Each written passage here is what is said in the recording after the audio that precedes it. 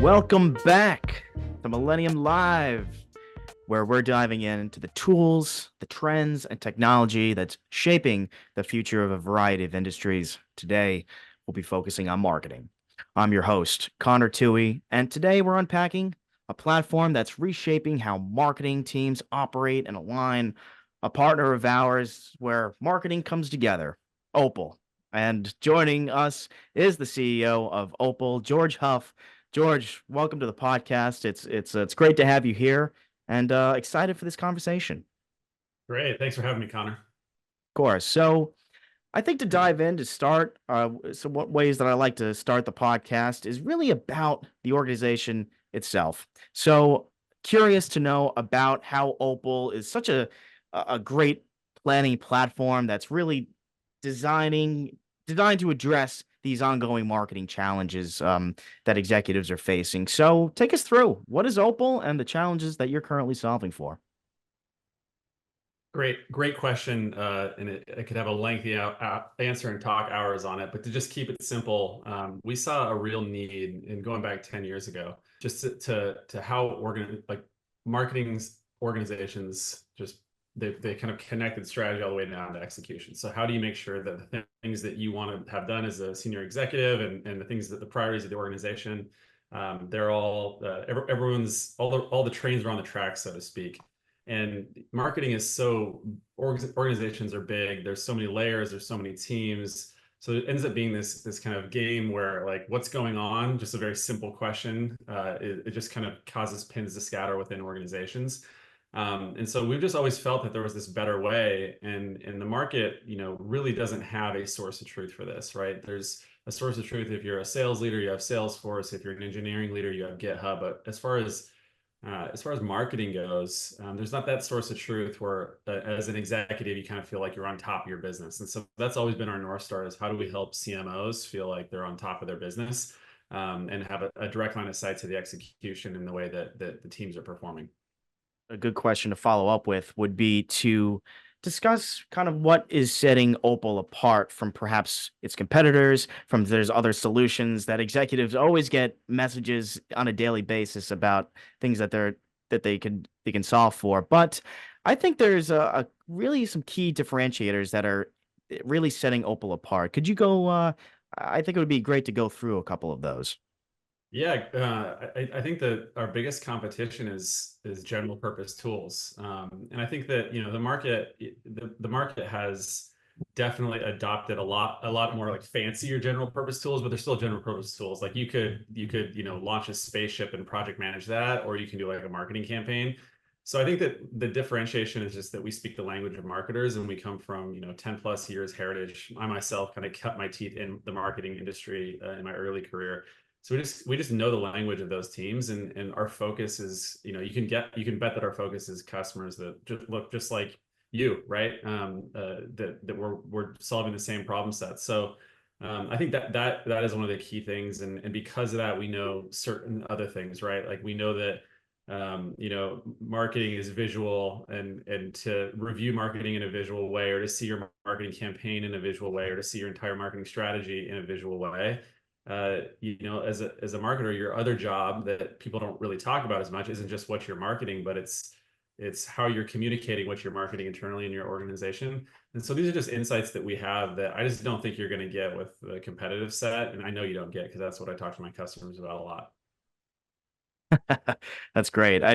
It's interesting too about where organizations start, and curious to know about Opal's origin story. I think, you hear so many different times about, oh, there was some frustrations or a chaos evolving, and well, you have a solution for it. Might as well start a company and really tackle those challenges head on. So I think a great idea would be to take a step back and talk a little bit about the origin story of Opal and how Opal came to be. Yeah, I mean, I think the simple story is very much in line with that, right? Where you see a problem that no one's really solving very well, or maybe they haven't figured out yet, or whatever it may be, or maybe it's just really hard to solve. I think in the case of us, it was very hard to solve, and we kind of had our first foray into it back in 2013, 2014. But what we saw is digital social just explode, and really branded content on the internet, just being able to organize all that, get everybody like within big organizations. Our customers are primarily big organizations. Like we don't have a lot of small like mom and pop shops. What we've got is the giant organizations, Target, Starbucks, etc. And so to see them kind of like drowning in the chaos, and it's not to say that there's not tools out there that allow you to manage like a database of content. It's just the way that it does it is just sort of lacking in terms of really allowing your organization to flourish. So we saw that same problem. I was consulting at the time for a big footwear organization here in Oregon that most people probably know. They had 600 global social media accounts, and they were trying to wrangle content across all of that. And so that was where we kind of got our start, was in that space. And then, as we've scratched at it, we see more and more that when it's a common problem, everybody would like to be more aligned, and everybody would like to have visibility into what's going on. But I think that what we saw more and more was just the pain of not being aligned. So, it was what I saw in my consulting days at Nike was kind of everywhere, which is like last second, fire drills. It's hard to move fast, like if the market's shifting, because, you just don't have that kind of direct line, that really tight alignment within your organization. So yeah, I mean, we've seen, again, I go back, like making me think back then, my memory's a little rusty. Exactly, it was three in the morning, and I woke up with a lightning bolt. It was more just like seeing people I knew really, really struggle with the way that the work was done. And I think that that's still the case. I think that there's this aspirational nature to what we're doing, which is to say, like, you could do better marketing, and you could do it in a way that was less taxing on the individuals who are responsible for it and less taxing on the organization. That's what we believe, and that's why we get up and do what we do every day. So that's how we got started, though, was just seeing that initial chaos and trying to thinking of like, how would you design a system to wrangle that and make it better for the people involved. Right. I'm glad it was created, and I think that the sheer, and you mentioned a key word that I think we should discuss, and that's alignment, and Mhm. how organizations just really continue to struggle with this. And it could be the sheer scale or complexity. Usually bigger enterprises and their marketing efforts usually have more significant hurdles. So why do marketing organizations, especially at this enterprise level, struggle with alignment? I think you can see it in any organization, especially if you're at the vantage point of an executive, as I am, right? And I can kind of contextualize it through my own experiences. But in general, your job as an executive is to think 18, 24 months, 3 years, 5 years. Like you're thinking on these longer time horizons. And I think that the org works on a slower time horizon. So you're like literally in a different time speed than the rest of the organization. And so I think that, what happens is as executives, because the nature of how work starts, right? You basically say, we're going to focus on these initiatives, and then people are going to go and do them. And so when in peace times, that's all good. Like they go and they do them, and you like are not disrupting that flow, right? Like you're not like, oh, I got a new idea, new idea, new idea. And you're just like pumping new ideas through the organization, because they all like execution is easier than ideas. Like we all know that. And so I think that just like that time difference is hard. And so in peace times, it's manageable. And I think that people get by with like, maybe like their kind of existing method, right? Which is like, here's a baton of like a strategic plan. Let's pass this down to do campaign plans. Let's pass this down to do content planning. Let's pass this down to do content execution, and then like see the performance. And like that's sort of like the stack of marketing. And I think in peace times, like I said, you might be able to get by with like some slowness in that, or some like telephone game miscommunication through that. But in war times, when you're like really like under duress, whether the company's not performing or whether the market's shifting under you, or whether like, there's some reason that you need to like perform or do better, the organization, that model breaks down completely. And then like it just turns into a fire drill, and like it just creates organizational chaos. And like we've all been in organizations that felt like they were running smoothly, and ones that felt like they were, flying by the seat of their pants. And so I think, to me, it's in the peacetime that you get these kinds of systems implemented, and then it's in wartime that you really, really benefit and outpace your competition, because you're so dialed, and you're able to kind of transform your organization, and whether it's your strategy or the way you work faster, because you are working within systems versus just like everything being kind of ad hoc. You get that file, it's in this one shared drive, like whatever the way you work. So that's sort of how we think about alignment, and is just that like if you have that ability, you can move with the market, changes in the market a lot faster. I think you bring up a couple of great points, George. And I kind of want to talk about, we'll talk a little bit about how having good alignment is going to be beneficial for an organization. But talking a little bit more about misalignment, how it manifests across so many different organizational levels. It might look like strategy difficulty, inconsistent messaging, conflicting priorities. These are pretty bad inefficiencies and what could easily cause missed opportunities. And curious as to what misalignment looks like at each layer of the Mhm. org Yeah. and kind of this big picture pains of a misaligned organization.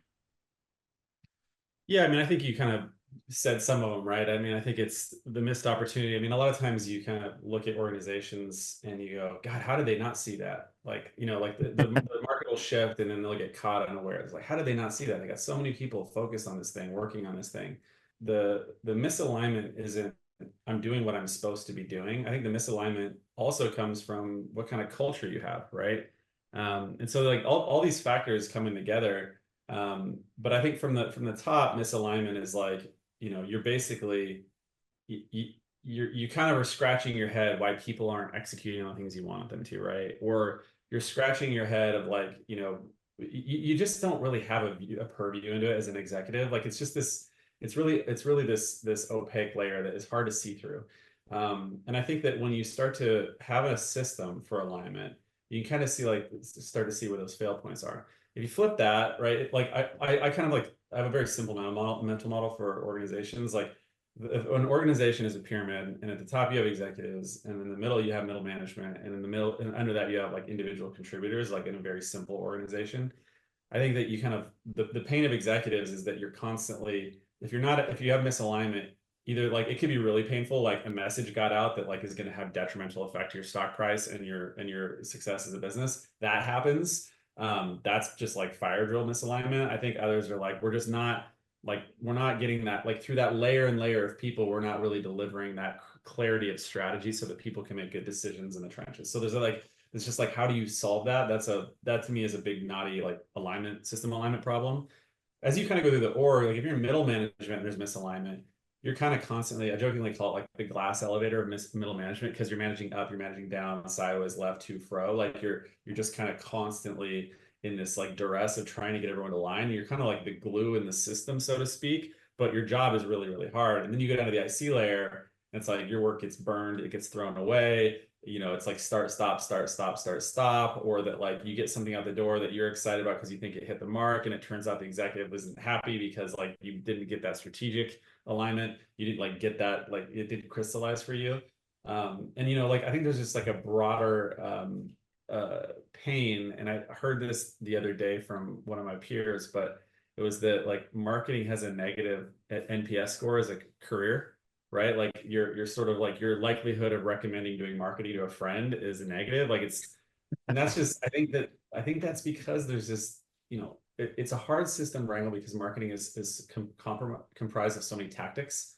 Whereas like in like development you have like agile development or something like that, right? For marketing, it's just like everywhere is so different. There's not these standards. So anyway, I think that for us, like we see this opportunity to connect strategy to execution, and we're going to do that, and that's our only focus. We're not focusing on again building rocket ships. And I think that's why we are a different kind of a company, and one that's worth watching. Yeah, that's great. And that is a good point. There's so many different elements to an organization, and if you look at the structure of it, it could be very similar throughout different industries. But marketing, I mean, it's going to depend on what industry you're in. And Yeah. I think at this point it's good to zoom in a little bit more on Opal and perhaps one of its standout features. And I want to talk a little bit about the strategic planner and how Mhm. it's providing executives with really this comprehensive view of marketing strategies, enablement, making informed and better decisions, Mhm. and kind of tracking that progress. So tell me a little bit about the strategic planner feature that's really delivering that value for executives and leaders who really need clarity and control over their marketing initiatives? Yeah, I mean, I think my this is a product that we've been in this game for 10 years trying to kind of like solve this pyramid value for this pyramid, so to speak, right? Like, how do different layers in the org get value so they all want to be part of the system? And so when we think about it in that sense, it's like, our initial product had something similar to strategic planner, but after trying, installing it in many organizations over the last 10 years, like we really got a lot of the we got some things right, but we got a lot of stuff wrong too, right, in terms of that product. And I think that what this is a product that's like it's 10 years in the making, right?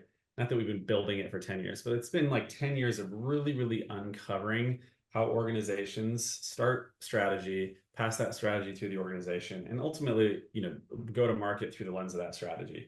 And so that product is basically something that I'm personally really involved in, personally very excited about, because I want to use it. Like it's this product that, like for me, it's like, what are we like, I think about this like loop as an executive that you go through, right? You go through this loop of like, okay, what do we want to achieve this year? Like, and you kind of translate that through like some kind of KPIs, right? Like it could be number of subscribers, it could like whatever the thing is that you care about. And there's at every level of an organization, there's like different things that KPIs, but like, what do we want to achieve? And then you go, okay, well, what are we going to do to achieve it? And that's like really your sort of go-to-market plan of all the different things that are coming together in order to like make you successful in your business and achieve those things. And I'm speaking of through the lens of being a CEO mostly. And so then it's like, okay, that's what we're going to go do. And like as the year progresses, you want to be able to say, well, what did we plan to do? How are we doing? Right. And then like, what are we doing? Right. And you just like are in this loop of like, what do we want to do? How are we going to do it? How are we doing? Okay, what are we going to do? And you're like in this adjustment of the entire year. It allows you to plan, right, as an organization. And I think that translates, like, even if you are a, head of social for a Fortune 500 company, you're still thinking about your year in those same terms, but your plans actually have to ladder up to plans above you, have to ladder up to plans above you, have to ladder up to plans above you. That's how the nature of the beast works. And so, yeah, this product allows you to do all that in a way that is really streamlined, and is intuitive and is beautiful and really allows, like what I was saying for you, it's that loop I just went through. It's also, you got to go walk your boss through that loop or your boss's boss through that loop, right? And so being able to say, like, pulling it up and being like, here's where we're at, here's what we're doing, and here's how it's doing, and here's what we're doing next. Like, I think just being able to do that instead of, the current modality, which is like, let me go talk to 17 people, update a deck, send it around, let it collect dust, and then like revisit it in 3 months or 6 months, and then be like, oh man, we kind of veered off and went another way, or you're not connecting performance and plan together. You're kind of you're operating these things in silos. So like to have a product that's designed for that is really an interesting space, and it kind of is the capstone for the overall Opal platform of us being a source of truth for marketing. It's like creating value at all three of those layers. We have products designed to create value at all three layers, and when they're all working in harmony, like it's something that just like, what we get with a lot of marketers is they look at it and they go, I have always wanted something like this, but I didn't quite know what I wanted. Like I didn't know how to ask for it, but holy smokes, like this was built for me. Like that's the highest level compliment we can get, because it shows that just like our sort of focus on the marketer or communicator, like those, I kind of interchangeably use those two because we work with a lot of comms organizations. To be able to see that all in one place is something that I think is transformative once it's up and running within an organization. I don't think I know. I've seen it over and over. And that's awesome. And creating a marketing source of truth is notoriously difficult because, as you mentioned, it requires that harmonizing data, the processes, the insights from so many different sources. And from my understanding, Opal is really addressing this Mhm. and doing so by getting those performance metrics in, ensuring that everyone operates on that single source of truth, as you mentioned. So kind of diving a little bit deeper into that, why is creating the marketing source of truth so difficult? Thank you for acknowledging that. I appreciate it. I wish I would have picked a simpler problem to solve when we started the company. But I think it's, I think it's different. Again, I mentioned it earlier, but I think that like the amount of different tactics that comprise in marketing, like if you do like paid social, it's so much different than organic social, for instance, right? And that's just one example of like probably 50 to 100 examples of just like the nuances that are different. If you're managing, your website, it's very, very different than managing your email list or managing like your in-store and like all these different places that your brand and messaging show up. Everybody that is in that works in different ways. And the bigger you get, those all create different organizational silos, right? And the silos lead to, it makes the alignment problem bigger, right? It's harder to align all those different people across all those different silos. So, and then they're just different, right? They're all just different and what you use them for and what kind of organizations use them. So for us, I think that, I think the thing that took us a little while to come around on is that whatever you build has to be really, really, really flexible, really, really flexible. And so when you're talking about enterprise systems, like they're almost like antithetical of the idea. They're usually very, very rigid. But to solve this, you have to have something that can flex into creating value for all those different kinds of teams. That's like one thing, right? Visualizing the content or the experience across all those different things is very different as well.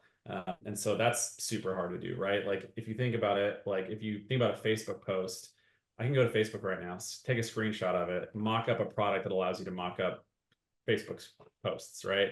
But if you're talking about email, well, every email looks different. You might have a template, but like every email looks different. But it is like that one artifact that goes out the door. If you think about web, it's like, well, the P1 header is going to be up for 5 days, and this little other tout's going to be up there for 2 weeks. And like you got to be able to kind of manage all that. And so I think all that in the trenches of those different teams, that's all very hard, right? That's all very hard to get right and create value for those teams in a system sense and not make it clunky. And then you kind of raise up a level and you say, well, okay, how do you get everybody in an organization? We think like a fire hose calendar of all that work, so that everyone can kind of see what's going out the door. You got to agree on a taxonomy in order to like see what's going where and when and all that, right? And so that everybody can pivot to the views that they need to see. Like it's very challenging. And then you kind of go up a level higher and you go, well, how do you like, that's a lot for executives. How do you simplify it so that they can see the things that they care about, right? And that's different for executive A versus executive B versus CDE, whatever, right? So, and I'm just talking through like challenges that we faced over the last 10 years, getting to a very, very crystallized point of view on how to kind of create this system. In hindsight, it would have been awesome if I would have had all this in my head.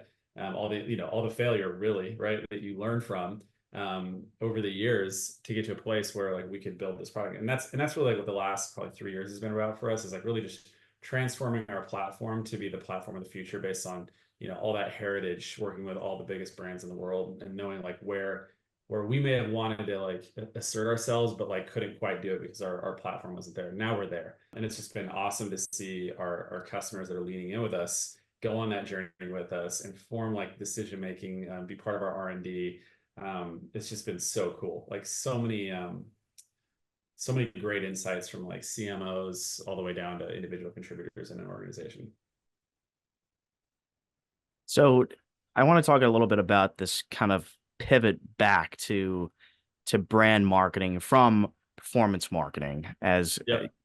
organizational brand alignment becomes so critical for these companies, and having that cohesive strategy is really going to help messaging build stronger connections, customer loyalty. So we've been talking about alignment. How important is alignment for companies that are kind of shifting back towards brand marketing rather than performance marketing? I mean, I think that to understand that you have to do a little bit of a history lesson, and thankfully or not thankfully, I've had a front row seat to it, right? So performance marketing really like got into its like heyday, I would say 2013, 14, 15, 16, it started ramping, right? And to a point where like it was the dominant form of marketing. Now, if you think about marketing historically, it was always this cost center. Like how do you actually like quantify the marketing's impact on a business's success, right? And especially if you think about it through the lens of brand, because brand is this like magic secret sauce stuff, and like no one really knows why you want to buy Nikes over Asics or something, right? Like why is that? They both make footwear. They have laces. You tie them. You run around, whatever, right? And so I think that what happened though is that if you all of a sudden are a CFO and you're the one that's doling out budgets, and your marketing is, you can say, well, there's this like magic secret stuff that has no quantifiable impact, but we all feel that it impacts the business, to like performance, which is if I put in $1, I can get us like $1.10 in return. And the CFO goes, okay, well that's a known quantity for me, right? But the problem is that because everybody kind of went whole hog into that, alignment isn't as important in that world, because just like put the money in the meter and the piece of content, put the money in the meter and get the money out, right? Like that's it. And I think that what it did though is it greatly diminished differentiation from a brand perspective. So maybe brand is really about differentiating yourself from your competition so that your consumers choose you over the competition. And that might be the impact. And we got to get better at measuring it. But it's like it's kind of an age-old problem with marketing, is that I just think that everyone went kind of whole hog on this one tactic, and suddenly there's diminishing returns in that tactic. And you look up at the end of that road and you go, wow, like we're a shoe and they're a shoe. And that's the relationship with the consumers become completely transactional versus emotional. And brand is about emotion, and emotion is hard to measure. It just is. I think it always will be. And so, when you think about that though, like what it really means is zooming out from that one tactic now to return to maybe other tactics. Like for instance, that, you start doing more community oriented stuff. This was one of the coolest things when I worked with Nike back in the day. The head of all the strategy there that ran the group, he was really, really big on digital communities, on being where the consumer was at, so that the brand could be part of their shared experience of whatever like little niche of the world that they were in. When that brand consolidated to just a couple of like just like, hey, we just sell products and just like get people to buy the products, like that became the relationship. I think that it hurt them. And I think that like a lot of brands are kind of waking up to that same reality, where it's like if you're getting if you sell the exact same thing as this flood of cheap goods off of TikTok or Temu or Amazon, whatever, like then like how are you actually differentiated? And brand is how you do that. And brand requires strategy, brand requires consistency across all those different touch points I mentioned earlier. And so yeah, I think that when we think about our platform, it's like how do you manage all that and make sure you're connecting strategy to execution, so you're not burning your team out, so that you're putting your best foot forward in every sense that you can, and you're able to adapt quickly to the market, and tell your whole story. I think that that's the vision of what we're doing, and I think it is differentiated, and it's not going to be for everybody, but I think if you really want to build brand, you're going to choose a platform like Opal because you believe that too. So I want to talk I want to talk a little bit about budget cuts, and it's just something you have to kind of address in a podcast like this. And it seems like there's marketing budgets that are being a little squeezed and tightened everywhere. And sort of like how, a CISO has to kind of verify how important cybersecurity infrastructure is. I think it's demonstrating the value of marketing is going to be key in terms of how it's a growth driver, and Yeah.